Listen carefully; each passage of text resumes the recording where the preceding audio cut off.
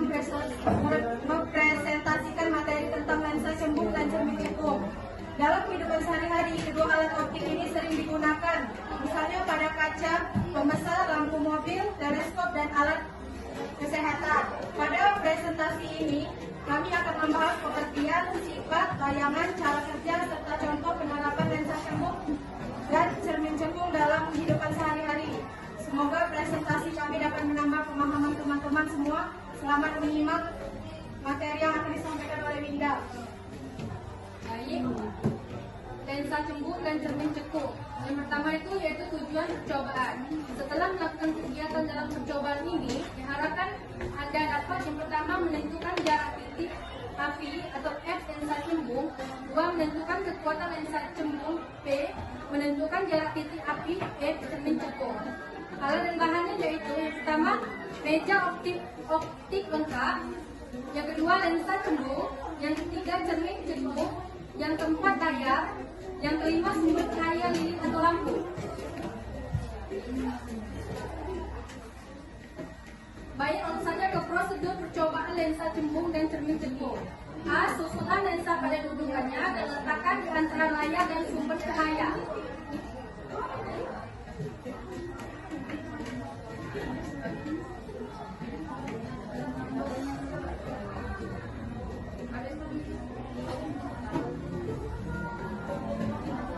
Kedua, nyalakanlah sumber cahaya, kemudian aturlah posisi benda dan lensa agar pada layar terbentuk bayangan yang paling tajam. Lensa ini, lampu ini kami menggunakan lampu sekat lilin karena lilin di ini susah ditemukan bayangan. Yang ketiga, ukurlah jarak bentuk S dan jarak bayangan S kuadrat. Baiklah teman-teman, di sini kita sama-sama perhatikan. Lalu di sini kita di dalam praktek hukum ini tujuan kita itu mencari titik fokus ataupun bayangan yang paling tajam. Di sini sekarang kita mulai mengatur benda, dan untuk benda yang disebut benda itu lensa, yang disebut untuk menentukan titik bayangan itu layar. Nah, untuk benda kita mulai dari kita letakkan di lensa cembung ini, kita mulai dari 30.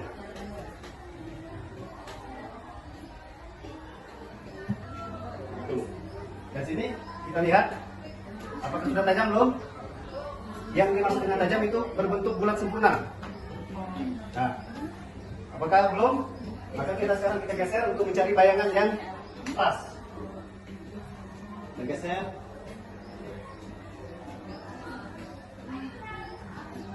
Ini sudah terlihat sempurna apa belum? Sempurna. Nah, jadi kita lihat di sini ada mistar. Untuk mistar di sini kita lihat di sini untuk jarak benda, dan di sebelah kanan kami itu tidak bayangan.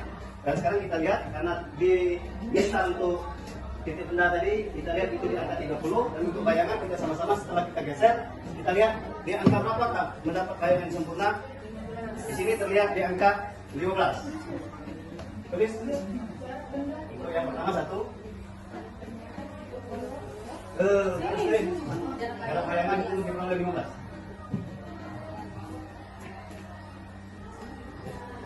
Dan di sini untuk percobaan ini disuruh melakukan berulang-ulang kali. Di sini kita lakukan sampai 5 kali.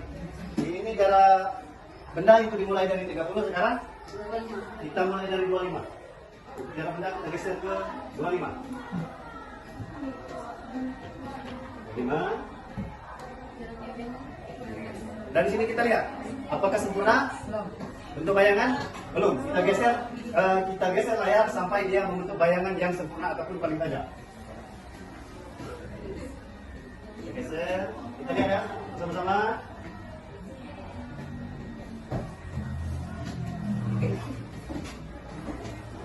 Apakah sudah terlihat bentuk bayangan yang sempurna? Teman-teman, Bu? Sudah jelas? Sudah jelas?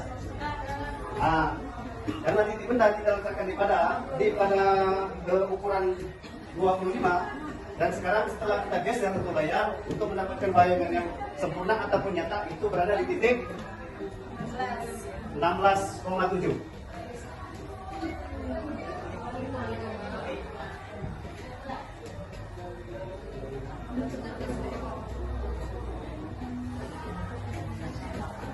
Dan untuk selanjutnya kita lakukan percobaan lagi. Kita jarak benda ini kita atur di angka 20. Dan kita lihat apakah masih sama di 16,7 tadi. Dia masih sempurna atau belum untuk bayangan? Belum. Baiklah kita geser sekarang.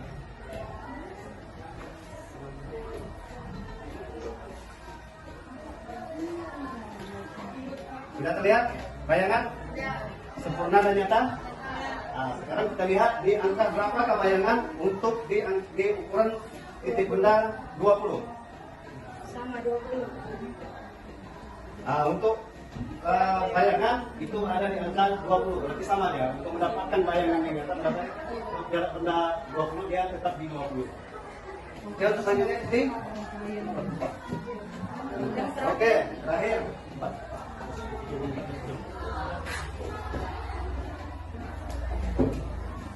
Oke, yang terakhir kita akan melakukan percobaan titik benda kita atur di jarak 15.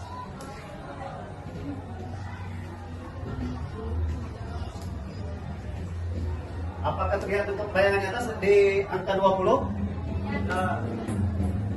Belum, sempurna belum kan? Jadi sekarang kita geser di angka berapa yang akan mendapatkan bayangan yang nyata? Tuh.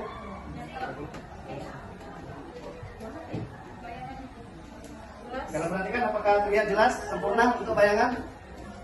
Berarti kita lihat di angka berapa untuk bayangan? Untuk bayangan itu di angka 30. Baiklah, itu untuk ke lensa cukup. Sekarang kita ganti untuk benda yaitu lensa cukup, cermin cukup.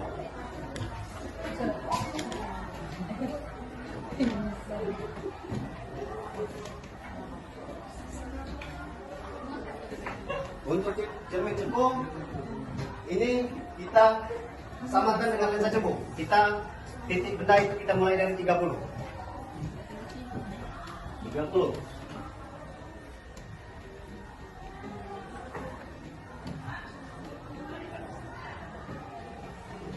Di sini lensa cekung dan lensa cekung karena bersifat sama-sama mengumpulkan cahaya.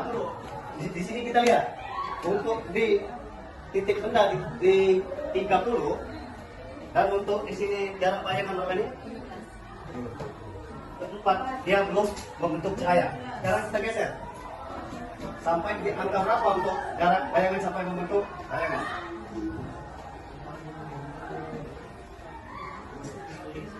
Nah, sampai di titik 15. Nah, sekarang kita lihat dari titik 1 dia belum membentuk bayangan untuk bisa cukup. Setelah digeser sampai ke titik 15 dia baru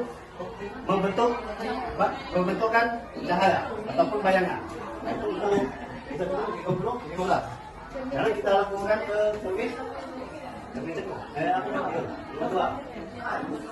Selanjutnya 25.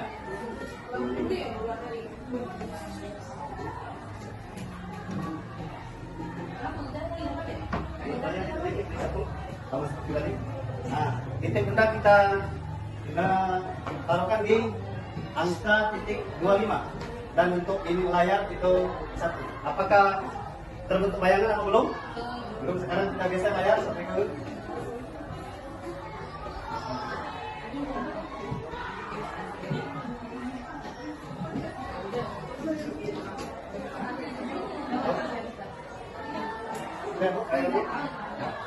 sekarang dari 1 belum terbentuk bayangan dan setelah digeser sampai ke angka berapa kalian membentuk bayangan atau membentuk bayangan sampai di angka 16,7 juga.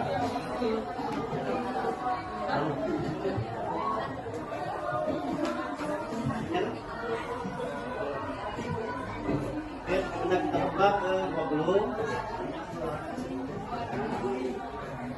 Untuk layar tadi di segi.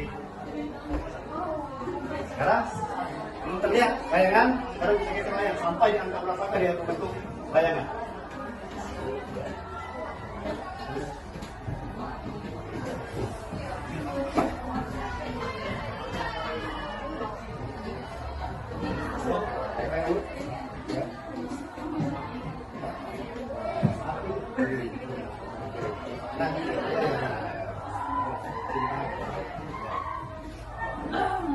Sudah terlihat bayangan?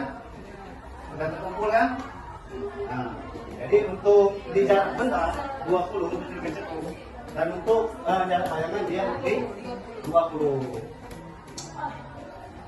Selanjutnya kita coba lagi ke 15.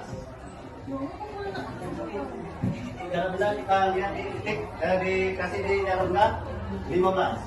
Dan ini layar kita, ini kita lihat belum ada bentuk bayangan. Sekarang kita geser lagi layar.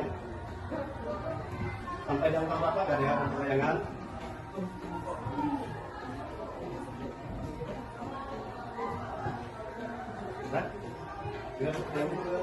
Lihat bayangan? Lihat. Nah, setelah digeser layar ini maka terbentuk bayangan atau terkumpulnya bayangan. Sekarang kita lihat angka berapa jarak bayangan? 30.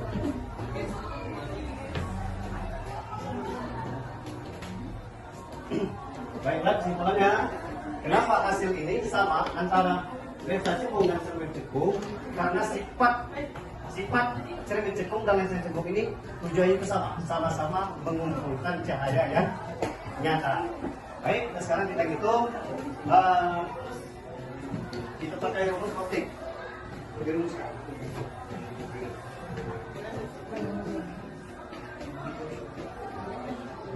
Untuk rumus lensa cembung dan lensa cekung, di sini kita pakai rumus 1M sama dengan 1 per S ditambah 1 per S kuadrat. Nah sekarang di situ pertanyaan menentukan titik fokus kan? F itu berarti titik fokus. Sekarang itu kita mencari titik fokus. Untuk rumus titik fokus itu kita akan menggunakan F sama dengan S kali S 1 S ditambah S plus 1. Sekarang kita tentukan, karena di sini jarak benda dan bayangan sudah kita temukan. Sekarang kita masukkan S adalah jarak benda, jadi 30. Dan untuk jarak bayangan di sini kita sudah tahu itu 15 dikali 15. Sama di sini kita lihat juga jarak bayangan 30. Bayangan 30 di sini berubah jadi positif. Nah, 30. 15. Nah, sekarang kita kalikan 30 kali 15 sama dengan 450. Lagi 30 tambah 15 sama dengan 40. Jadi ya 5. 450 bagi 45 berarti 10 cm atau cm. Ini untuk karena di sini untuk seluruh jarak layar untuk itu titik fokus yang menggunakan yaitu 10 untuk sama dengan 10 cm. Sekarang sudah ketemu rumus titik fokus. Sekarang kita akan menentukan S kuadrat yaitu titik bayangan. Sekarang kita coba beri contoh satu untuk mencari bayangan. Untuk rumus kita pakai ini.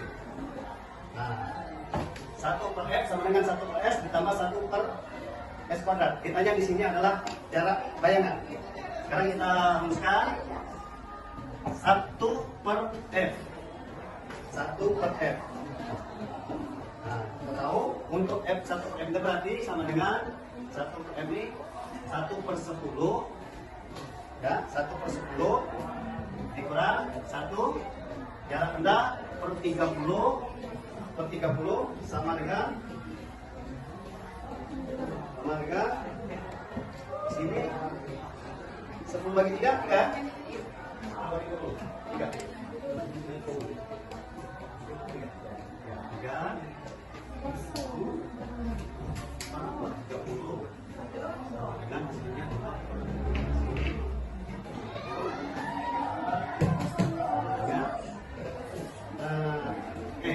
bayangan sama dengan 30 dibagi 2 maka tentunya 15. Dan begitu pun untuk yang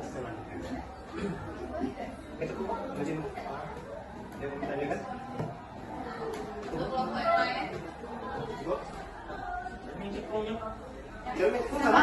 Jalan yang sama. Karena Itulah rumusnya kalau sama. anjing soalnya Jangan untuk menentukan dengan rumus kita pakai rumus ini.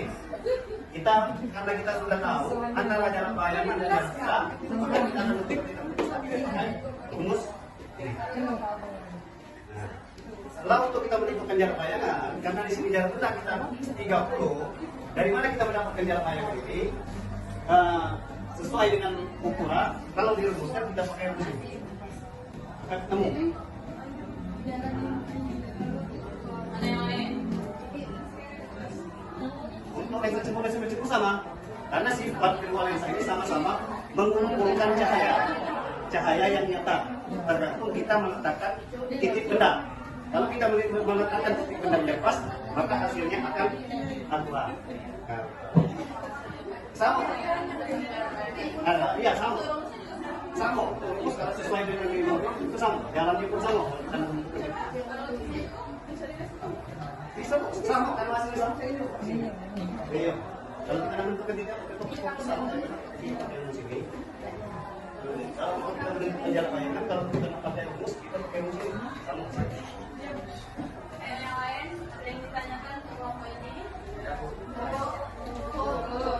Tidak ada yang mau pertanyaan ya? Ya.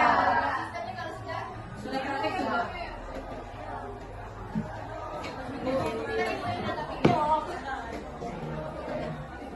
Jadi kesimpulannya yaitu lensa cembung dapat mengumpulkan cahaya dan menghasilkan bayangan yang berbeda tergantung letak benda, sedangkan cermin cekung memantulkan cahaya ke satu titik fokus dan banyak dimanfaatkan dalam berbagai alat optik. Demikianlah presentasi dari kelompok kami mengenai lensa cembung dan cermin cekung. Kami mohon maaf